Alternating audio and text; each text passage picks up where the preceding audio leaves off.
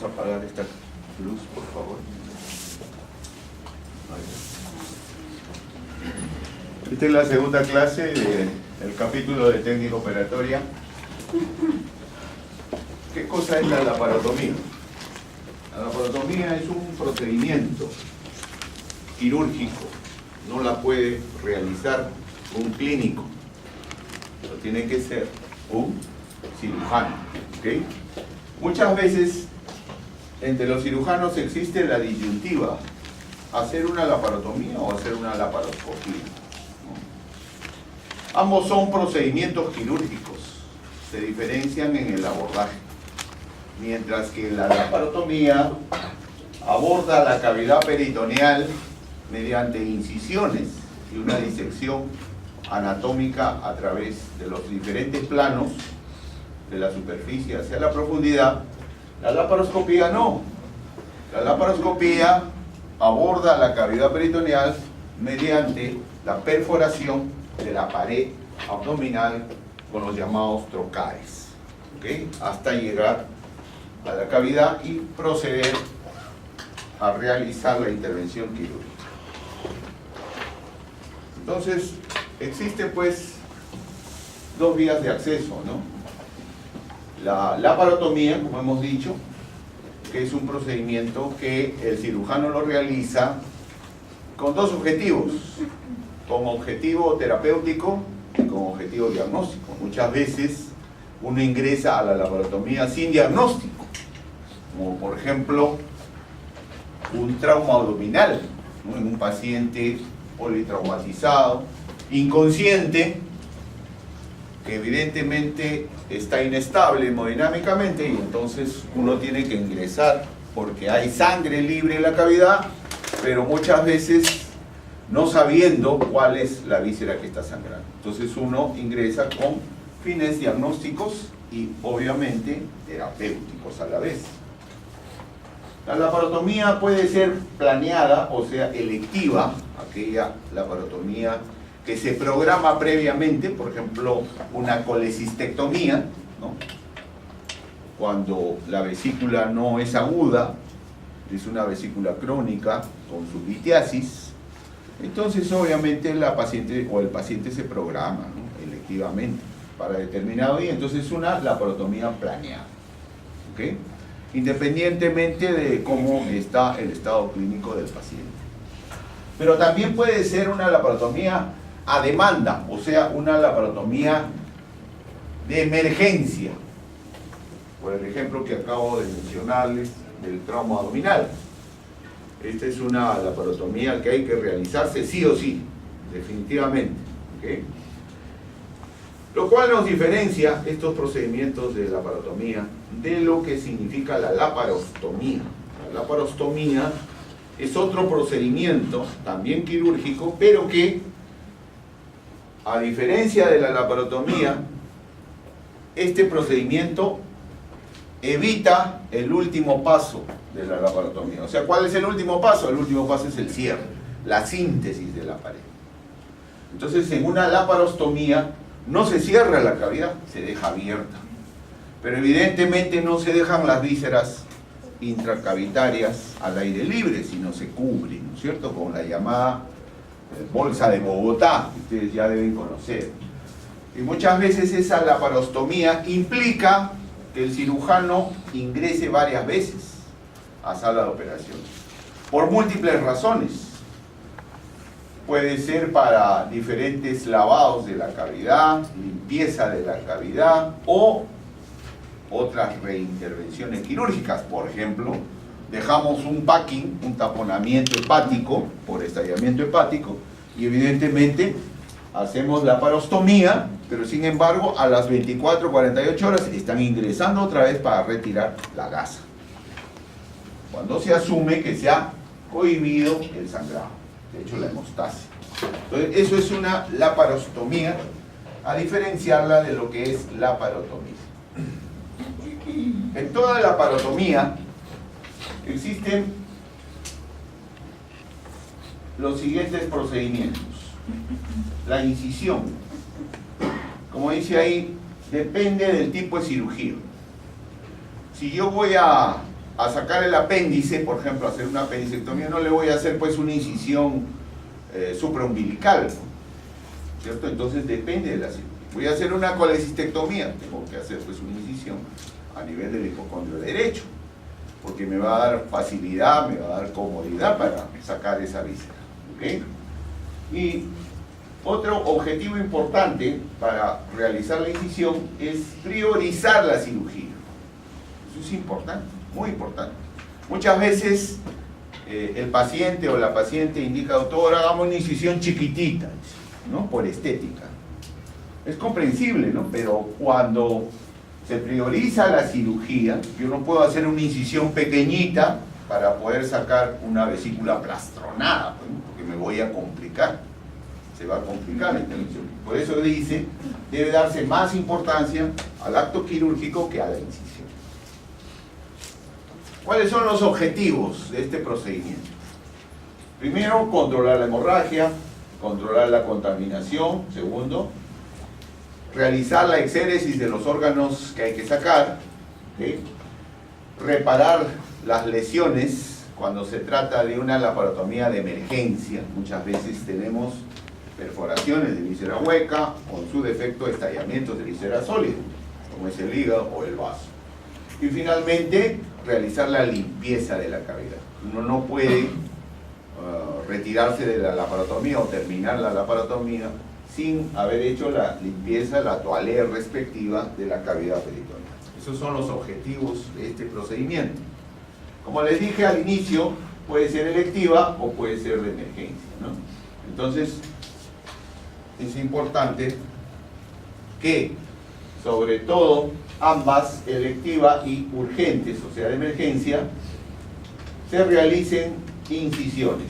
Estas incisiones pueden ser verticales, pueden ser horizontales, pueden ser oblicuas, o también combinadas, que ya no se utilizan y no se debe hacer, las llamadas incisiones alfabéticas. Por ejemplo, yo hago una incisión transversa en la fosa ilíaca derecha, pero por ahí el apéndice está bien metido, escondido, etcétera, y no me permite sacar, entonces, pues, desgraciadamente tengo que hacer la vertical. O sea, una L ahí, ¿no? Esa es una incisión alfabética. Eso ya no se hace. El cirujano tiene que estar seguro para realizar una buena incisión y poder realizar la exéresis de la víscera que se va a operar. O también incisiones que comprometen dos cavidades, por ejemplo el tórax y el abdomen. Sobre todo cuando hay compromiso supramesocólico, cuando hay un estallamiento del diafragma, por compresión muchas veces se perfora o se desgarra el diafragma, entonces tengo que hacer una incisión tóraco-abdominal. ¿Ok? Estas son las diferentes incisiones. Para realizar las incisiones tengo que tener en cuenta anatómicamente la inervación de la pared abdominal. Y esto es un poco de anatomía. Recuerdan ustedes que por encima de la cicatriz umbilical, las raíces nerviosas que van a llegar hasta ahí son entre T7 y T9. A nivel de la misma cicatriz umbilical es T10 y por debajo de la cicatriz umbilical hasta la sínfisis del pubis, T11, T12 y L1, siendo el nervio ilioinguinal el que se va a encargar de la inervación sensitiva de la región perineal. Entonces, ¿por qué tengo que tener en cuenta esto? Porque sé perfectamente que si voy a hacer una incisión vertical de este tipo, pues una mediana o una paramediana, voy a denervar mi pared. Corto los filetes nerviosos. ¿Qué pasa con esa pared? Se denerva, los músculos se hacen hipoplásicos y con el tiempo este paciente o esta paciente es probablemente una paciente candidata a que haga una electración, una hernia incisional, también le llamamos nosotros. La elección de la incisión depende del diagnóstico. Como ya les he dicho, si diagnosticamos apendicitis, tengo que hacer una incisión en la fosa ilíaca derecha. Si diagnostico colecistitis, tengo que hacer una incisión en el hipocondrio derecho, ¿ok? Y así por el estilo. ¿Qué características tienen que tener estas incisiones? El abordaje. Por eso les dije, ¿no? Por ejemplo, las mejores incisiones que me permiten un buen abordaje de todas las vísceras son las verticales. Y esas las debo utilizar cuando tengo que realizar una intervención quirúrgica rápida. Yo tengo un paciente chocado, en choque hipovolémico, está sangrando porque el hígado o el vaso está lesionado. Entonces no puedo esperar, no me voy a meter a hacer una transversa, ¿no es cierto? O una oblicua, tengo que hacer una vertical. Entonces el abordaje es importante, que el cirujano tiene que tomar esa decisión. ¿Para qué? Para realizar la intervención quirúrgica rápida y poder cohibir el sangrado rápidamente.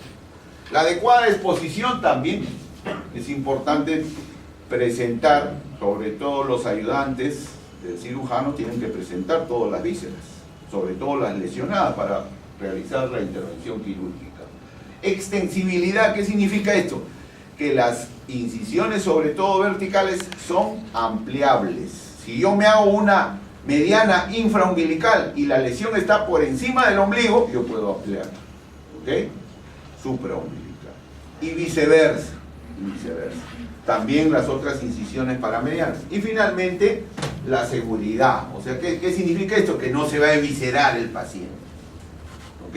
Entonces tengo que garantizar a mi paciente todas estas características cuando realizo una determinada incisión.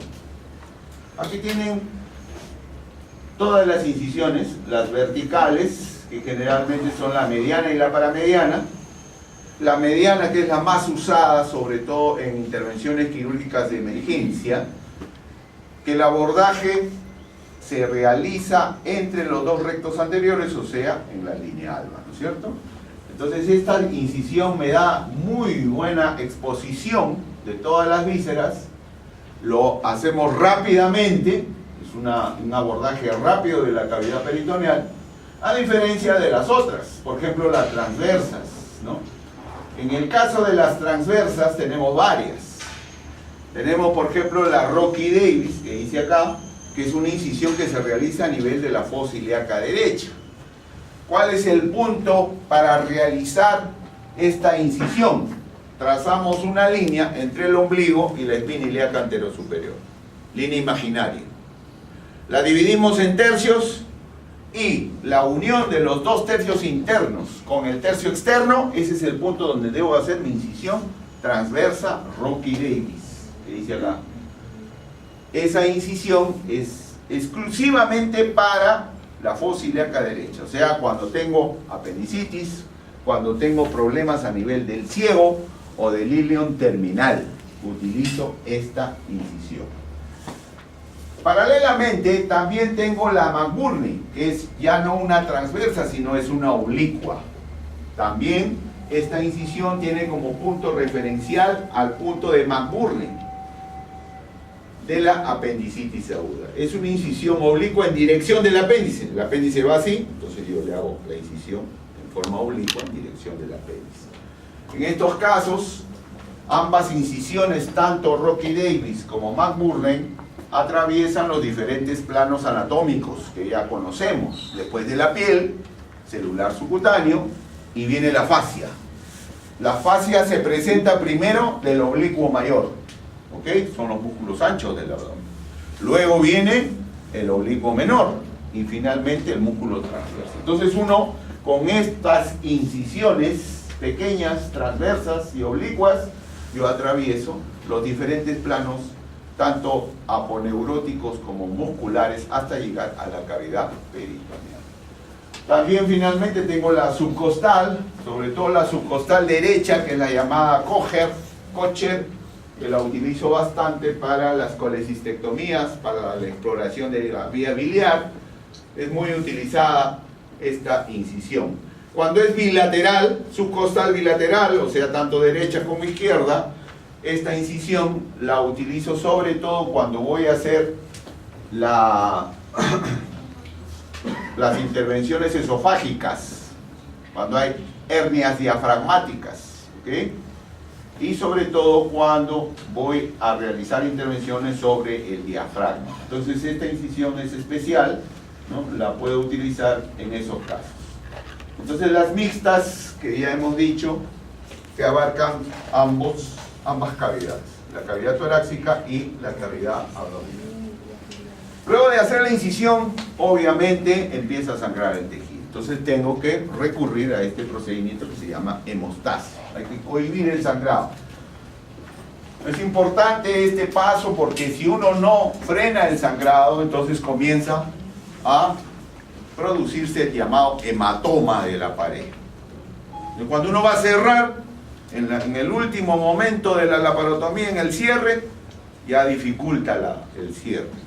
¿Por qué? Porque sangre y sangre y sangre. Hay vasos pues importantes, sobre todo los vasos perforantes, que son los que más sangran, ¿no?, de la pared abdominal. Este procedimiento de hemostasia puede realizarse en forma digital, en forma compresiva, solamente comprimen, ¿no?, directa o indirectamente a través de una gasa. O también la hemostasia definitiva, que es lo que más se utiliza, ¿no?, en forma mecánica. Agarras una pinza hemostática, que ya las conocen ustedes por técnica operatoria, puede ser la Kelly, puede ser la Crayle o puede ser la Halsted, y realiza la ligadura respectiva de los vasos. Muchas veces cuando el vaso no cede en su sangrado, doctor, ¿qué tal?, se puede recurrir a este procedimiento, al procedimiento de poner puntos transfixiantes. ¿Ok? Generalmente aquí se utiliza el punto cruzado, que ya lo conocen también, que es un punto hemostático. O de lo contrario se procede al uso mecánico de las grapas metálicas. Este procedimiento también es importante porque se está usando bastante el cauterio, ¿no?, la quemadura respectiva de los vasos y el sellado de los vasos. Puede ser por quemadura eléctrica, es el electrocauterio, puede ser con láser, con ultrasonido, etc. O en su defecto en una intervención laparoscópica con el ligature. Muchas veces se utiliza, sobre todo cuando hay sangrado de víscera sólida, se tiene que utilizar los materiales biológicos, es los apósitos. Hay apósitos biológicos que pueden contener productos hemostáticos. Entonces se realiza la compresión de la víscera sangrante con este tipo de apósitos. ¿Okay? Son apósitos adhesivos, que puede dar resultado, como no también, y si es que no da, entonces se procede al empaquetamiento, digamos, de la víscera sólida. Entonces acá tenemos las dos incisiones primeras, que son la incisión mediana y la incisión paramediana. Estas incisiones longitudinales, vuelvo a repetir, son de abordaje rápido, son incisiones universales, quiere decir que pueden llevar a atravesar prácticamente la región supramesocólica e inframesocólica, no son estéticas y muchas veces para el cierre de la pared se realiza en un solo plano. Como ven ahí en la imagen, se aborda la cavidad peritoneal entre los dos músculos rectos anteriores, o sea, a través de la línea alba, como aprecian, ¿no?, hasta llegar a la cavidad peritoneal en forma rápida. Generalmente estas incisiones se usan para intervenciones de emergencia, ¿okay?, sin tocar el músculo recto anterior, que lo ven ahí. Finalmente, cuando ya se separan ambos rectos, se ha incidido en la línea alba, se procede al corte, a la incisión del peritoneo, en esa forma, procediendo al abordaje de la cavidad. Estas incisiones generalmente se cierran en dos planos. Primero se peritoniza mediante una sutura corrida, es la que se recomienda, ¿no?, la sutura de Surgier, que le conocemos así, que puede ser un Surgier simple o un Surgier cruzado. Generalmente se usa el Surgier cruzado cuando la capa o el plano anatómico peritoneal es sangrante, ¿no? Cuando está sangrando mucho, entonces obviamente se realiza el Surgier cruzado. Y luego se procede al cierre de la fascia o aponeurosis a nivel de la línea alba. En esta imagen pueden ustedes apreciar los rectos anteriores y entre ambos rectos anteriores la línea alba, ¿no? Las incisiones paramedianas son aquellas paralelas a la mediana.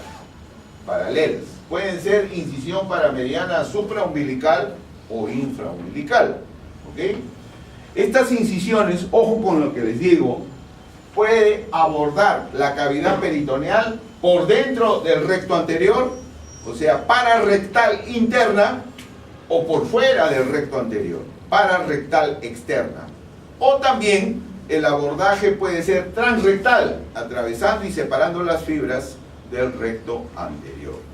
Entonces hay tres formas en la incisión paramediana de abordaje de la cavidad peritoneal. La pararrectal interna, que sería prácticamente una mediana lateralizada; la pararrectal externa, llamada también incisión y abordaje de Gallagher, y la transrectal.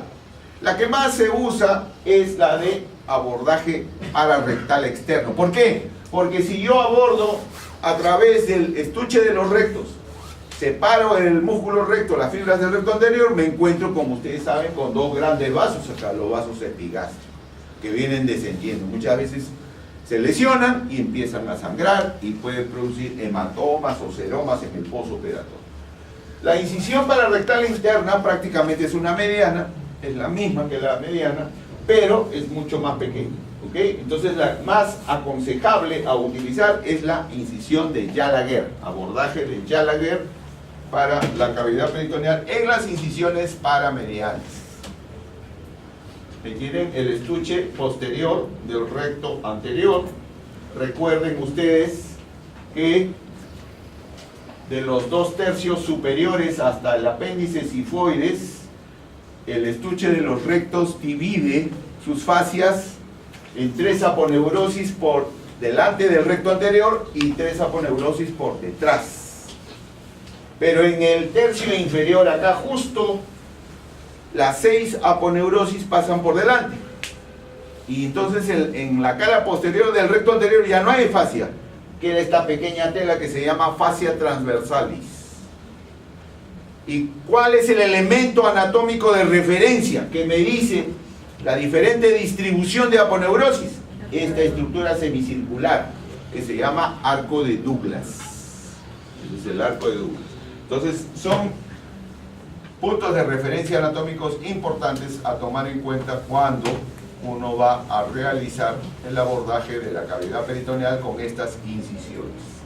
Hay la incisión mediana, la flecha está indicando su abordaje, la parotomía mediana o la parotomía paramediana. ¿Ven?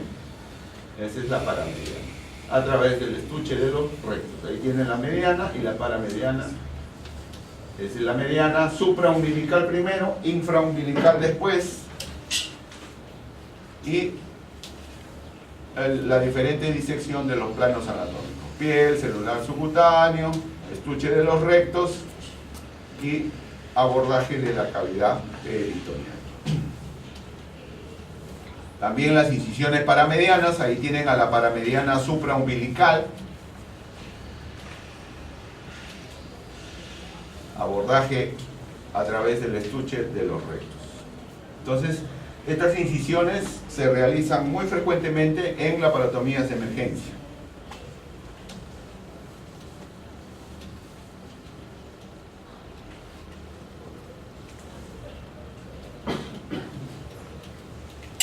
Vamos a continuar con las transversas. Entonces las transversas tienen estas características. Son incisiones pequeñas, no miden más de 5 centímetros, son estéticas.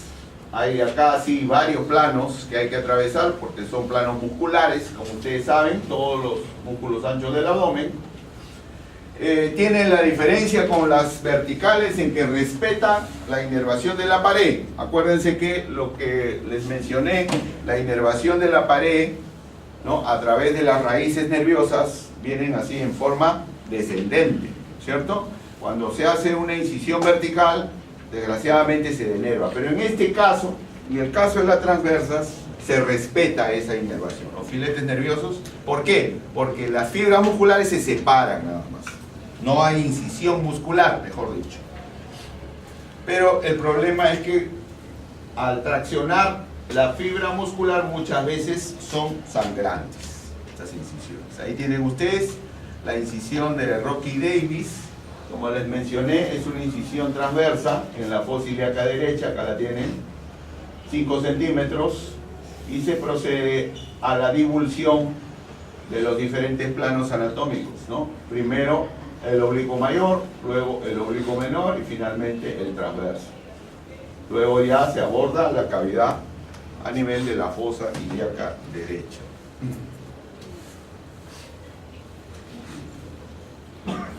También tenemos las incisiones oblicuas, dentro de las cuales la más usada es la de Kocher, como les mencioné, es la subcostal derecha, es esta, ¿ya? Y otras incisiones que se utilizan, por ejemplo la de McBurney, que ya les mencioné, también una incisión usada para la apendicectomía, es una incisión oblicua pequeña en la fosa ilíaca derecha. Otras especialidades quirúrgicas usan esta incisión, la Pfannenstiel, sobre todo la especialidad de ginecología y urología. La especialidad de ginecología la usa bastante por las cesáreas, incisión de Pfannenstiel. Y urología las usa sobre todo en las prostatectomías. Son incisiones transversas suprapúbicas. Acá tienen ustedes la sínfisis del pubis, a unos 2 traveses de dedo por encima, hacen una incisión de más o menos 10 a 12 centímetros transversa, que les permite el abordaje de las vísceras pelvianas en el caso de los ginecólogos y urólogos. La incisión subcostal izquierda es la llamada incisión de Chevron, que la ven acá, que muchas veces se utiliza cuando se va a hacer las esplenectomías, las pancreatectomías, incisión utilizada en esos casos. Esa es la de Kocher. Han hecho una incisión oblicua, subcostal derecha, y están atravesando ahí los diferentes planos anatómicos. Primero el oblicuo mayor, como ven en la parte inferior, acá el músculo oblicuo mayor, luego el oblicuo menor y finalmente el transverso. Incisión de Kocher.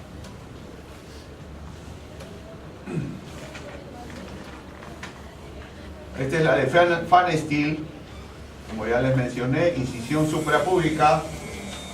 Esta es la que ustedes ven acá. En estos casos, miren, la incisión es transversa, pero cuando se llega al estuche de los rectos, ojo, se llega al estuche de los rectos, se aborda por la línea alba y se separa el recto anterior. ¿Ok? O sea, la incisión no es permanentemente transversa. ¿Por qué? Porque si no estaríamos incidiendo el recto anterior. ¿Ok? Entonces, al hacer la incisión en piel y celular subcutáneo, así transversa, se llega al estuche de los rectos y se separa y se aborda por la línea alba. Esa es la característica de la Pfannenstiel. Incisión muy utilizada por ginecólogos y urólogos. Entonces, en conclusión, hay ventajas y desventajas con respecto a las incisiones verticales. Por ejemplo, las ventajas, acá tenemos la apertura y cierre rápido en el caso de las verticales. Sangran poco porque hay poca irrigación a ese nivel, en la línea alba. Muy buena exposición, por eso se utilizan cuando no hay diagnóstico y tenemos que hacer una laparotomía de emergencia. Y pueden ser ampliables. Esta es una diapositiva que me ha prestado el doctor Flores. ¿Okay?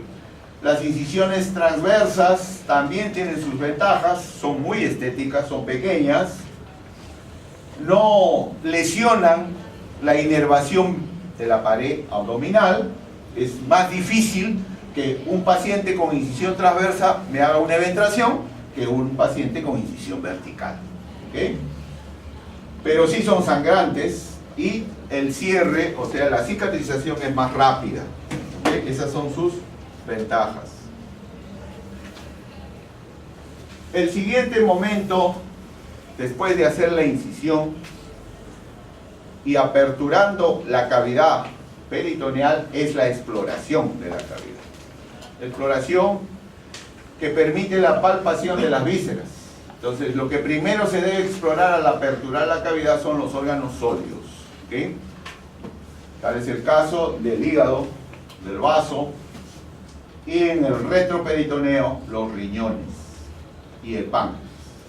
Luego, posteriormente, se exploran las vísceras huecas. Primero, duodeno, estómago, duodeno, yeyuno, ilio, en ese orden. hasta el colon, marco pólico al final. ¿Okay? Se asume, se dice, esto no está escrito, pero que la exploración puede ir en el sentido de las agujas del reloj o en contra de las agujas del reloj. También se recomienda que la exploración comience en el cuadrante superior izquierdo, acá, superior izquierdo, y avance al inferior izquierdo, al inferior derecho y termina en el cuadrante superior derecho. Ese es el orden en el que se debe explorar. ¿Okay? Ahí tienen.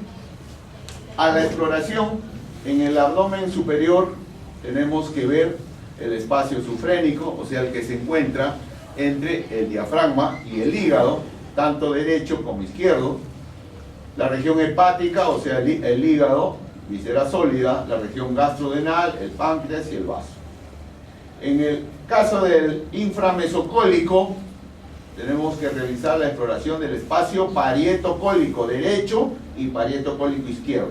Parietocólico implica entre pared y colon. Parietocólico derecho, parietocólico izquierdo.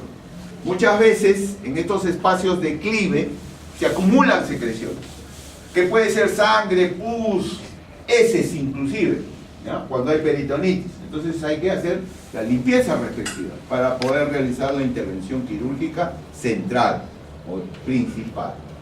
Entonces estas son características de la exploración quirúrgica, aperturando ya la cavidad.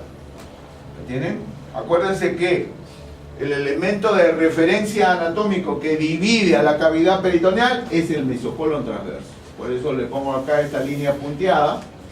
Entonces yo que abro la cavidad peritoneal, lo primero que tengo que ver es el espacio supramesocólico. Ahí está el hígado, ahí está el vaso. Vísceras sólidas primero, vísceras huecas después. Acá tengo el vaso, tengo el duodeno. Posteriormente paso al inframesocólico. ¿Ok? Entonces ahí tienen lo que les acabo de mencionar. Hay que también muchas veces en las laparotomías de emergencia hay signos importantes que hay que tomar en cuenta para la ubicación de la lesión, ¿no? Por ejemplo, en el caso de la perforación de víscera hueca, perforación gástrica o perforación de intestino delgado, yeyuno o hilo, muchas veces se ve la secreción libre, ¿ok? Por ejemplo, hay una perforación gástrica, ¿no? Entonces es una intervención quirúrgica de emergencia, una laparotomía de emergencia, y yo veo por ahí pues alimentos libres, hay un frejol, una alberja ahí, y ya evidentemente me estoy dando cuenta, pues, ¿no?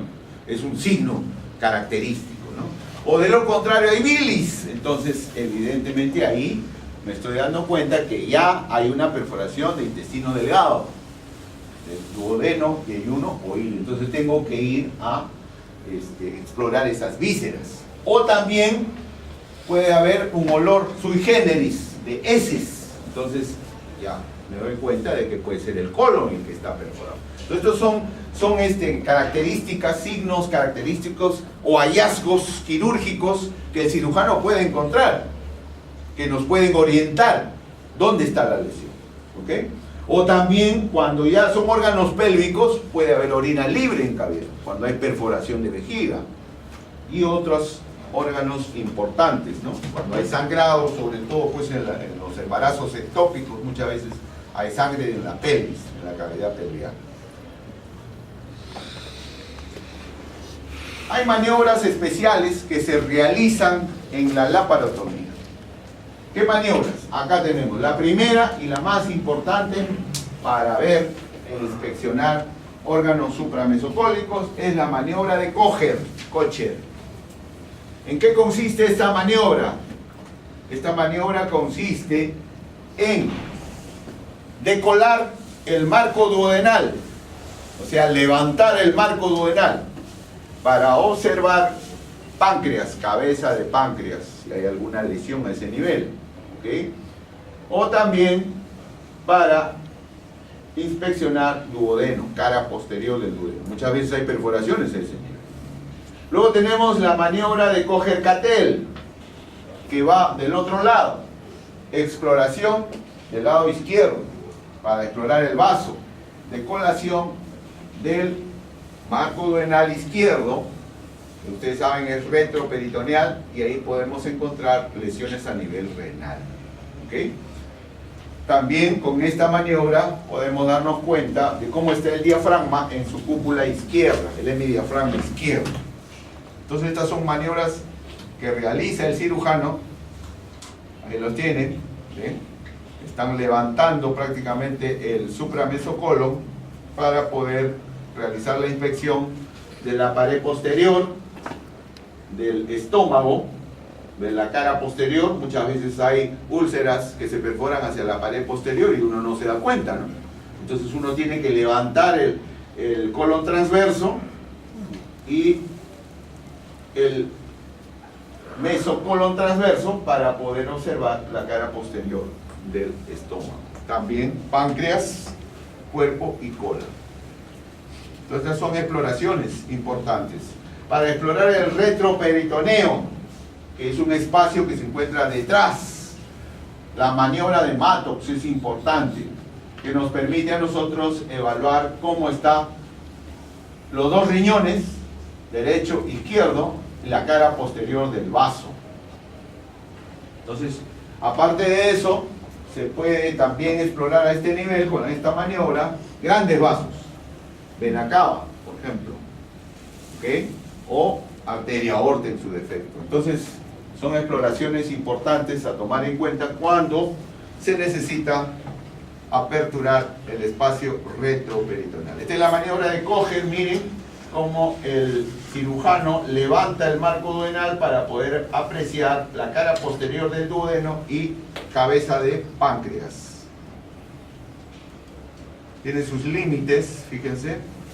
La movilización del marco duodenal implica desde el conducto biliar, o sea, el colédoco. Acuérdense que el colédoco está desembocando en la segunda porción, cara posterior, ¿ya? ¿Hasta dónde? Hasta la vena mesentérica superior. La vena mesentérica superior, los vasos mesentéricos, cruzan por delante la tercera porción del duodeno. Entonces esos son los límites que debe tener. ¿Por qué? Porque si yo levanto con fuerza y tracciono el marco duodenal, me llevo el vaso mesentérico, la vena la rasgo y tengo problemas, complicaciones. Entonces es la maniobra de Kocher con sus respectivos límites. Esta es la otra maniobra de Cattell-Brach, que como ya les mencioné, permite realizar la exploración del lado izquierdo. Ahí tienen, levanta prácticamente todo el mesocolon transverso y permite visualizar el espacio retroperitoneal. Ahí observamos en el espacio retroperitoneal, esta es la vena cava inferior recibiendo a sus venas renales. ¿Okay? Con esta maniobra puedo apreciar en toda su dimensión este gran vaso, así como también parte de la aorta. Los órganos posteriormente se exponen de acuerdo a su ubicación anatómica. Entonces, acto seguido, después de la exploración, viene la intervención quirúrgica propiamente dicha. Si yo encuentro pues lesión a nivel del hígado y está sangrando, tengo que cohibir el sangrado. ¿Okay? Eso es lo más importante. Todo esto se hace en orden, en forma ordenada. Primero la incisión, segundo el abordaje, tercero la exploración, cuarto la exposición de las vísceras, donde voy a realizar la intervención quirúrgica principal. Entonces en este caso, como ven, hay un sangrado y tiene que cohibirse el sangrado mediante puntos transfixiantes o de alguna manera, ¿no? En el caso del vaso, miren, un vaso estallado prácticamente, ¿no? En el cual hay que realizar la esplenectomía. Cuando el paciente viene así, en estas condiciones, indudablemente ya no se debe dudar, ¿okay? Incluso ya no hay necesidad de realizar exámenes prequirúrgicos. Le piden la hemoglobina, le piden, bueno, algunos exámenes iniciales, pero eso, como ustedes comprenderán, demora. El laboratorio no lo hace rápido. Entonces acá hay que entrar a la sala de operaciones, porque de esta manera pues el paciente se puede chocar y podemos tener problemas complicatorios serios posterior a la laparotomía. En este caso, miren, el cirujano está exponiendo una víscera hueca, ¿okay? que ha sido comprometida de esa manera. ¿Ven? Cuando, por ejemplo, esta es una hernia, así una hernia estrangulada, fíjense el pedazo de intestino delgado que se ha metido en el saco herniario, y obviamente acá ya hay signos de necrosis, pues no, compromiso severo de la víscera. Entonces esta exposición de órganos permite pues tomar la decisión de hacer una resección intestinal, obviamente, ¿ok? Con su respectiva anastomosis. Finalmente, antes de proceder al cierre de la cavidad, se realiza la exploración de la intervención quirúrgica. Si he hecho una anastomosis intestinal, tengo que ver que no filtre, pues, ¿no es cierto? Entonces tengo que revisar que todo esté en orden. Por ejemplo, si he hecho una apendicectomía, tengo que ver el muñón apendicular, ¿no? Que no se ha soltado el nudo que le he hecho en el muñón, tengo que estar seguro, ¿no? Y también para ver si no se queda ningún cuerpo extraño, gasas, ¿no? Hay gasa chica, hay gasa grande, hay dressing, o en su defecto algún instrumento. Entonces la revisión de la cavidad antes de la síntesis de la pared. Finalmente viene la síntesis de la pared, comenzando por el cierre de peritoneo, o sea, la peritonización. Lo que se recomienda para peritonizar es un material absorbible. Puede ser catgut, que generalmente usamos el catgut crómico, o puede ser otro material absorbible, sintético, por ejemplo el Vicryl, es otro de las suturas muy usadas para peritonizar.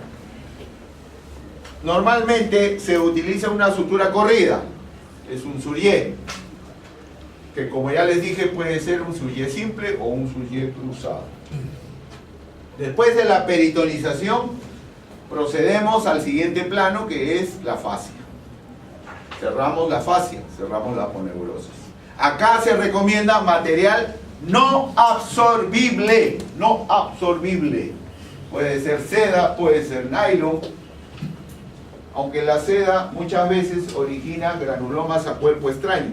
Se prefiere siempre un material tipo nylon, ¿no? Y lo que se sugiere, eso ya depende del cirujano, lo que se recomienda es puntos separados, no sutura corrida, puntos separados.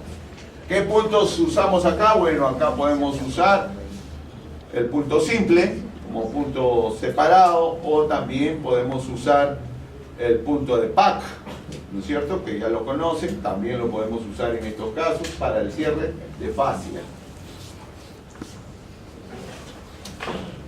Finalmente, esto es relativo, depende del cirujano, si desea cierra el celular subcutáneo, si no. Pero lo que sí es importante antes de cerrar piel, es revisar el celular subcutáneo. Muchas veces hay vasos sangrantes, entonces hay que hacer la hemostasia respectiva para evitar los seromas o los hematomas de herida posoperatoria. Y finalmente el cierre de piel, que obviamente tiene que ser con material no absorbible, seda, nylon o cualquier otro tipo de material. Y ya ustedes saben los diferentes puntos que se pueden realizar acá. Punto simple, punto PAC, puede ser también una sutura subdérmica, en fin, dependiendo de la decisión del cirujano. Cuando se hacen intervenciones quirúrgicas en pacientes politraumatizados con múltiples lesiones, muchas veces no se cierra, ¿ok? No se puede cerrar, entonces se procede a la laparostomía, como hemos dicho. Entonces la cavidad queda abierta, pero cubierta con la llamada bolsa de Bogotá. O en su defecto, si se trata de una hernia que puede ser umbilical, o puede ser una eventración, una hernia incisional o una hernia inguinal, también se pueden utilizar este tipo de material no protésico que le llamamos, son mallas especiales que pueden ayudar al cierre de la cavidad. Las complicaciones más frecuentes en el caso de las laparotomías, fuera de las menores, que son el sangrado, los hematomas, los seromas, o también las ISOs, que son ISOs, infección del sitio operatorio, ¿ok? Tenemos a estas, que son las complicaciones más graves, las evisceraciones. La evisceración implica la protrusión o salida de vísceras fuera de la cavidad peritoneal. En su defecto, si no hay evisceración, muchas veces, si se han hecho incisiones verticales, las hernias incisionales o eventraciones son complicaciones posoperatorias de larga data, a futuro. Eso en cuanto a la laparotomía y a la laparostomía. También les dije al inicio que otra forma de abordaje de la cavidad peritoneal es la laparoscopía.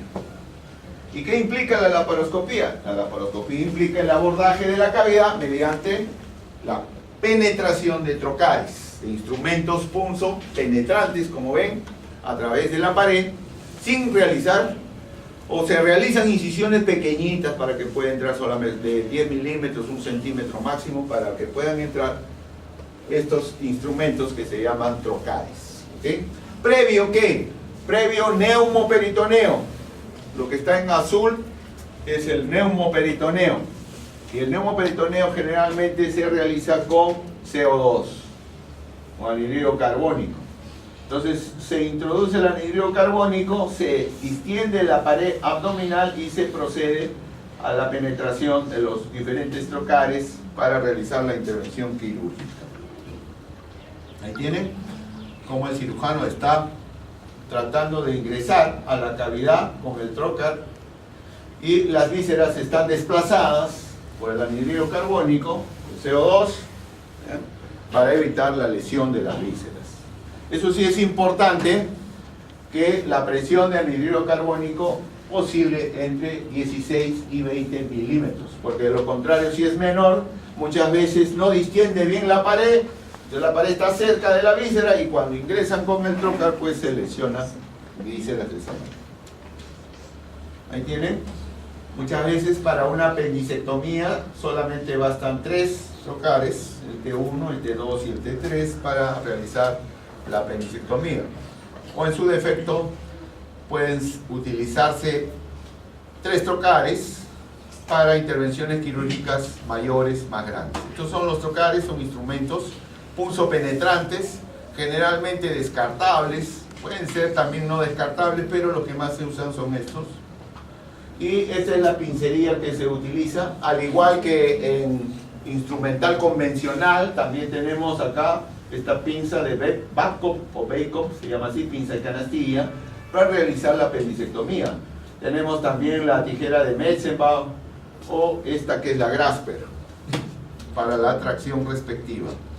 Aquí el cirujano está haciendo una pequeña incisión a nivel del ombligo de 1 centímetro y va a proceder a ingresar, fíjense, de esa manera, con esa aguja, esta aguja gruesa que ustedes ven acá, que es la aguja de Beres, ingresa, ¿para qué? Para proceder a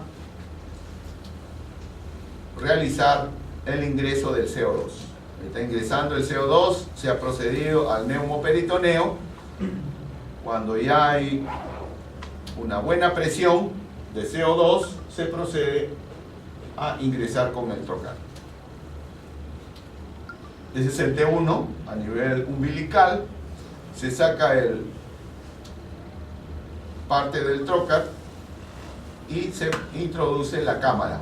Por ahí va la cámara, que me permite visualizar la cavidad peritoneal en su conjunto. De esa manera, luego de la misma forma se introducen los otros trocares y se procede a realizar la intervención quirúrgica laparoscópica. Muy bien. Entonces, este es el abordaje laparoscópico. El otro tema importante, tanto para laparotomías como para laparoscopías, es el drenaje. Drenes se utilizan desde muchos años atrás, desde Hipócrates se utilizan drenes. Y son importantes porque son dispositivos que permiten sacar secreciones de la cavidad, que no deben quedarse. Como secreción contaminada, por ejemplo, ¿no? Tipo exudado, sobre todo, que puede, pues, complicar la intervención quirúrgica posterior. Entonces, ese es un dren. Se ubica dentro de la cavidad peritoneal. y previene de esta manera procesos infecciosos a posteriori, o la aparición de abscesos o de infecciones a nivel de la herida operatoria, las ISOs. Como ven, esto tiene su historia. Desde Hipócrates se vienen utilizando. Este señor Kellogg en el año 95 comenzó a usar ya los drenes por aspiración, o sea, no solamente usar un dren por gravedad o por capilaridad, sino ya le introdujo la aspiración, dando mejores resultados todavía, ¿no? Entonces, características de un dren, sea cual fuere, tiene que ser una estructura suave, que no realice ningún tipo de irritación en el organismo y que sobre todo sea tolerable por los tejidos. ¿Okay? ¿Cuándo se indican drenes? Hay dos tipos de drenes, de acuerdo a la función. Drenes de seguridad y drenes de necesidad. Los drenes de seguridad solamente se mantienen por 24 horas, nada más. Cuando, por ejemplo, yo no estoy seguro que he ligado bien el muñón apendicular, le dejo un dren Penrose, que lo voy a sacar en 24 horas. ¿Ok? Entonces, ese es un dren de seguridad. Pero un dren de necesidad puede mantenerse 72, 96 horas, hasta más. Se utiliza cuando ha habido intervenciones quirúrgicas contaminadas, como peritonitis, por ejemplo. Entonces, ahí tienen toda la relación de indicaciones de drenajes de la cavidad peritoneal. Es importante que el cirujano sepa colocar un dren, ¿sí? Normalmente los drenes deben ir en los espacios de clive de la cavidad peritoneal. ¿Y cuáles son los espacios de clive de la cavidad? Son los espacios donde se puede almacenar secreciones. Por ejemplo, el Douglas, que en el varón es el espacio recto vesical y en la mujer es el espacio útero rectal. ¿Ok? Entonces yo puedo ubicar en el Douglas un dren y de tal manera que me permite a mí ver qué tipo de secreción posteriormente sale. La ubicación es importante. ¿De acuerdo? Entonces ese es un objetivo que debe tener el dren. Segundo, tiene que ser fijado, porque yo no puedo dejar nomás el dren suelto. Si los intestinos tienen movimiento, peristaltismo, lo jalan, se mete y ya no lo encuentran más. ¿Cómo lo sacan? Tienen que abrir otra vez la cavidad para poder sacar el dren. ¿Qué ha pasado? Sí ha sucedido. Y hay que evitar eso. Por eso se pone el punto de seguridad del dren, que lo tienen que aprender en la técnica operatoria. Sobre todo un dren activo, o sea que implica una succión, una aspiración, tiene que estar siempre conectado al vacío. ¿Ok? Esa es otra de las características. Nunca, otra característica, un dren debe salir por la misma herida. Eso es un error. Los drenes, tanto laminares como tubulares, deben salir por contrabertura. O sea, por otro lado, que no sea la misma incisión operatoria. Entonces, esas son características de los drenes. Los drenes también se pueden clasificar en activos y pasivos.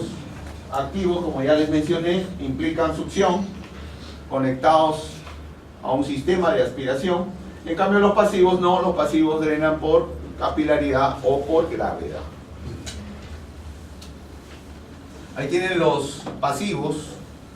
Tenemos el clásico Penrose, ¿no? Acá lo tienen. Es un material sintético de látex, no causa ningún tipo de irritación al paciente.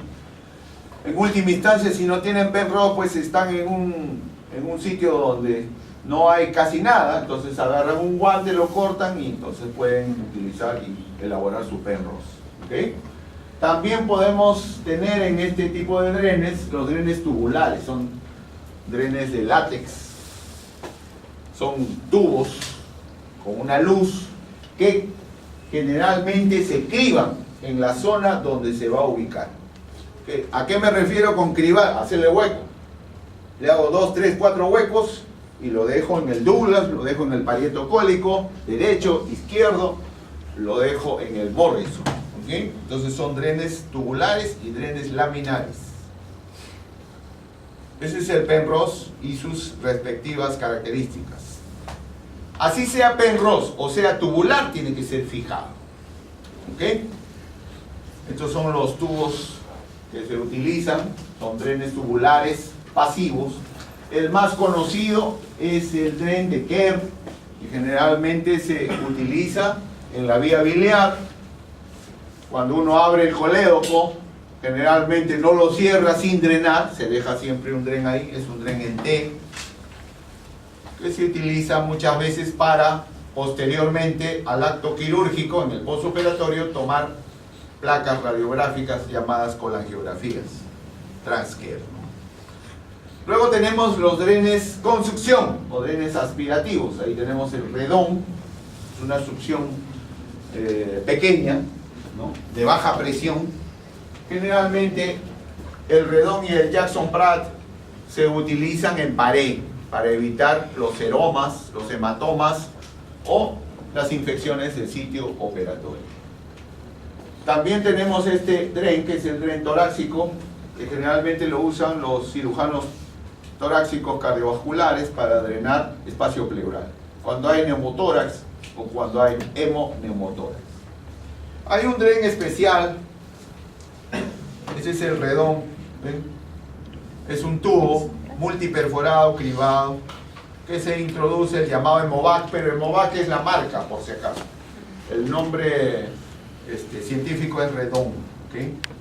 Este dren es importante, muy importante, el dren de SAM, el dren en sumidero, es un dren tubular también, pero que tiene doble luz, doble lumen.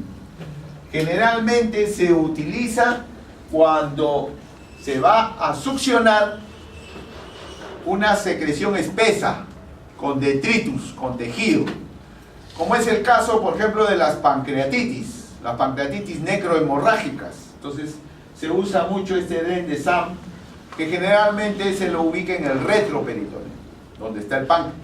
¿Okay? Entonces es bien efectivo y la succión es a alta presión, por si acaso, porque si no, esa secreción no sale y se absceda, pues se complica la intervención quirúrgica. Es un dren, como les he dicho, de doble lumen. Por una luz se introduce también solución salina y por la otra luz se aspira. Permite un lavado de la cavidad y es un dren muy útil, que lo utilizamos los cirujanos sobre todo cuando hay secreciones espesas, ¿no?, como coágulos, por ejemplo, ¿no?, o secreciones fistulosas. El dren también tiene características terapéuticas. Cuando, por ejemplo, uno ve que por el dren está saliendo contenido intestinal, ya nos estamos dando cuenta, pues, de que se ha producido una fístula. ¿Okay? Entonces, tiene características diagnósticas, pero también características terapéuticas. Lo importante es evitarle al paciente una relaparotomía. O sea, no tengo por qué abrir otra vez la cavidad si el dren va a hacer esa función, sacar la secreción contaminada. Estos son los profilácticos que les decía, son drenes de seguridad que solamente se mantienen 24 horas. Otras características de un dren es la movilización, porque el interno generalmente pregunta: doctor, ¿mueve el dren? ¿Por qué tienes que mover un dren si está funcionando? ¿Para qué se coloca el dren? Para que drene, ¿no es cierto? Entonces, si está drenando, no lo toques. Así tenga 48, 72 horas, que siga drenando, está sacando la secreción. Pero cuando no drena el dren, drena mínimo la secreción, entonces ese es el momento de movilizar. Normalmente se movilizan de 2 a 5 centímetros por día, ¿ok? Hasta que sale el dren, ¿de acuerdo? Entonces, esto es importante, ¿por qué? Porque muchas veces ha habido apendicectomía, creo que es lo más frecuente en los hospitales, que tienen compromiso del ciego.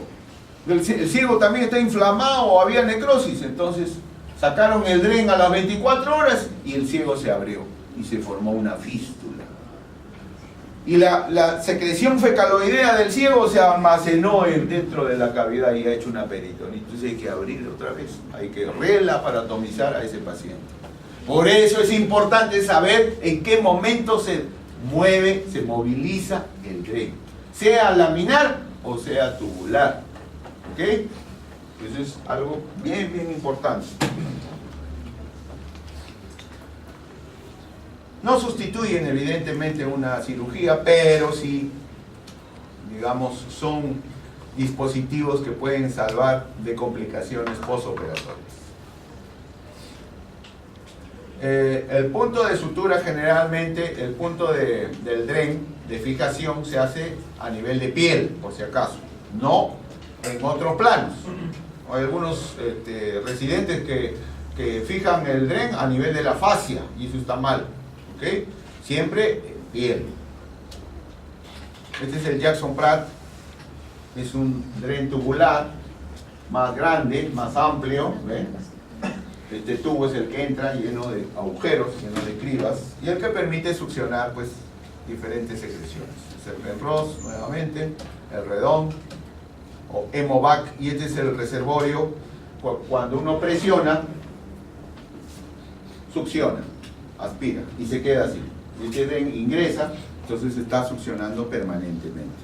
Uno le saca la tapa, deja la presión negativa y puede retirar el dren. Es una característica importante antes de sacar este tipo de drenes. Estos son los reservorios que presenta. Este es el dren tubular de látex, de goma, y este es el dren de tórax que se introduce en la cavidad pleural para el drenaje de los hemoneumotórax. Ahí tienen el dren de Kerr que les decía, que se ubica en la vía biliar, en el colédoco, cuando se ha realizado la exploración del colédoco, la colédocotomía.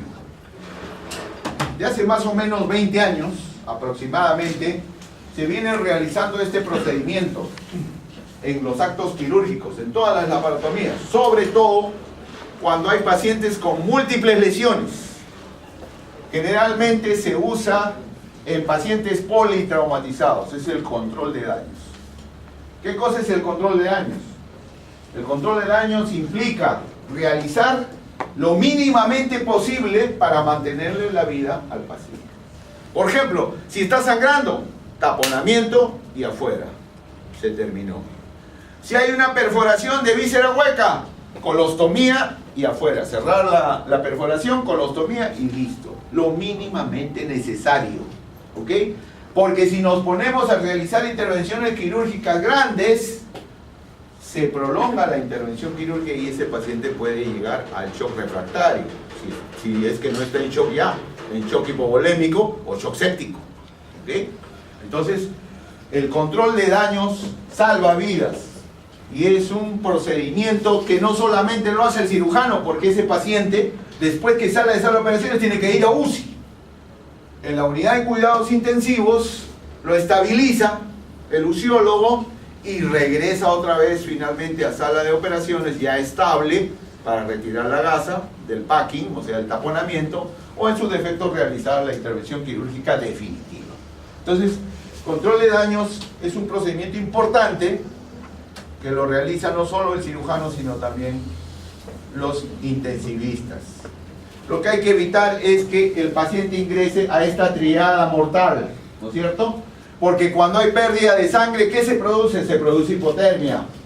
Y la hipotermia conduce muchas veces a una alteración de la cascada de coagulación. ¿Ok? Y esa alteración de la cascada de coagulación termina en acidosis, la acidosis metabólica. Por lo tanto, el paciente está chocado. Entonces, si rompemos esto, o sea, combatimos la hipotermia, pasándole sangre, en fin, soluciones salinas, etcétera, lo sacamos del shock, entonces podemos salvarle la vida a este paciente. De lo contrario, el paciente va al shock refractario y ya nadie lo saca, difícilmente. Otro factor importante, sobre todo en estos pacientes multilesionados en la cavidad peritoneal, es evitar la hipertensión abdominal. En estos pacientes que tienen taponamiento hepático, tienen resecciones intestinales, colostomías, etcétera, etcétera, lesiones en el retroperitoneal, múltiples lesiones, se produce un incremento de la presión abdominal. Normalmente la presión intracavitaria es de 5 a 7 milímetros de mercurio dentro de la cavidad peritoneal, pero con tanta lesión se incrementa y puede llegar a lo que nosotros llamamos hipertensión abdominal. Cuando se tienen estos casos, no se cierra la pared, por lo tanto se realiza una laparostomía. O sea, se deja la cavidad abierta y se cubre con un material plástico estéril, lo cual nosotros llamamos bolsa de Bogotá. ¿Para qué? Para que posteriormente, un día, 2 días después, se procede a la relaparotomía, al reingreso de este paciente, se procede a la limpieza de la cavidad o al retiro del packing, etcétera, etcétera, para poder evitar el síndrome compartamental, se llama esto, cuando sube la presión intraabdominal. Entonces esto es importante también a considerar, sobre todo cuando hay pacientes multilesionados. Entonces son características para el cierre de la cavidad abdominal. Hay que tomar en cuenta, sobre todo, fíjense, la cantidad de sangre perdida. Por supuesto, cuando hay un paciente accidentado en choque hipovolémico, tenemos que pasarle sangre de preferencia, ¿no? Muchas veces en la institución donde uno trabaja no hay las suficientes bolsas de sangre, entonces necesitamos sacarlo del shock mediante cristaloides o algún otro tipo de fluido. Normalmente lo que se hace es tener siempre una vía central, sea subclavia, sea yugular, en estos casos, ¿okay? Y tratar de que la contaminación sea mínima, el grado de contaminación posteriormente, porque este paciente va a ser laparostomizado. También hay que considerar el estado de nutrición del paciente, porque acá estos pacientes posteriormente en UCI son sometidos a la NPT, nutrición parenteral total, que los ayuda bastante, es un soporte importante. ¿Okay? Son características entonces a considerar cuando ha habido control de daños en pacientes multilesionados. Muy bien, con esto creo que hemos terminado.